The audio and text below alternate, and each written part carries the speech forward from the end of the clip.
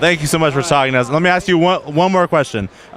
So besides doing the GameFob stuff, I'm also doing a documentary about typecasts in Hollywood. We're focusing on body image, but we're also talking to people who have had iconic roles and how they've broken past that. So you have had a great role with Captain Apollo in the original Battlestar, and then you had another great role with the new one, but you've had all these ones in between.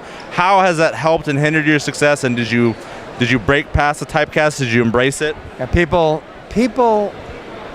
tend to be judgmental and critical of themselves because usually many of us didn't get what we needed in childhood, so we didn't develop a good sense of self-esteem, self-worth, right?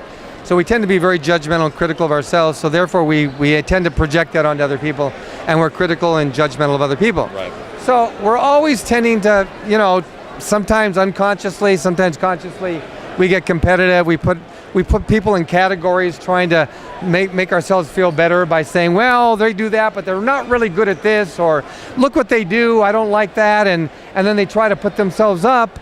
And I think people are constantly trying to maybe think they're cool and smart by labeling people, you're too old, you're too young, because when they were young, they didn't do maybe what they could have done when they were young. So, in a weird way, they're projecting other people into that box as well. And I think we all tend to be judgmental and critical of other people in ways that we're not even aware of sometimes. And sometimes we lay our fears and insecurities on other people who are going to go after stuff that maybe we wanted to go after but didn't because of our own insecurities. So I think you have to move beyond your own stuff, work through it, find a place where you can do healing, learn how to embrace your insecurities, build your self-esteem.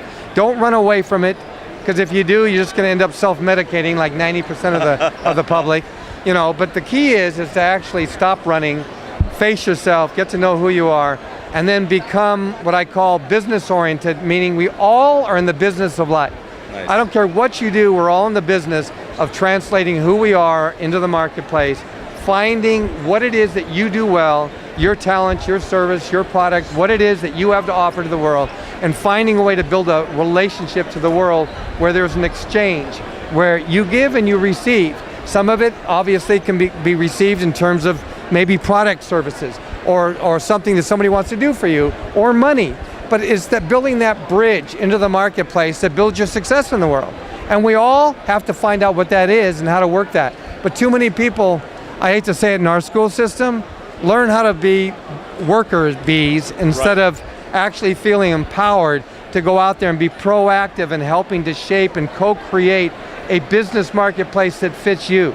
You got to be able to learn those skills and talents if you want to succeed in the coming era. It's forcing all of us out of our little comfort zone, and a lot of people are out of jobs they've been in for 40 years, realizing their skill sets don't fit into the marketplace, and they got to go back to school, re-educate, reinvent themselves. And if you're willing to reinvent yourself, this could be the most exciting, most successful, most empowering time of your life. Wow. But you got to be willing to stop trying to go back to the past, go back to what you are familiar with, and realize there's a whole other world out there. But it takes courage, and there's places that will help you facilitate those transitions and support you. There's support groups, there's educational groups, there's classrooms online. There's always a way out of whatever abyss or place that you're in. So don't give up, have hope, start asking the deeper questions, and rebuild your life. And that's what this time frame really is. It's asking all of us to step out because it's moving fast. Right. Where globalization is happening fast, we're in a marketplace where business models are changing every 5 minutes, just like your cell phone. Everything is moving so quick. We will never ever be out of school again. Most of us go through school, get your degree, and you think you move on. No longer. We're going to constantly be re-educating to stay on that cutting edge. And if you think that's a lot of work and that's too much to deal with, it's the most exciting thing to keep enlarging this brain, stimulating your creativity, and working new skills and finding out what you're capable of doing. In the beginning it's terrifying, but if you're willing to face the monster, you can do miracles in this world. So say we all. So say we all. All right, thank you so much. See you later from WonderCon.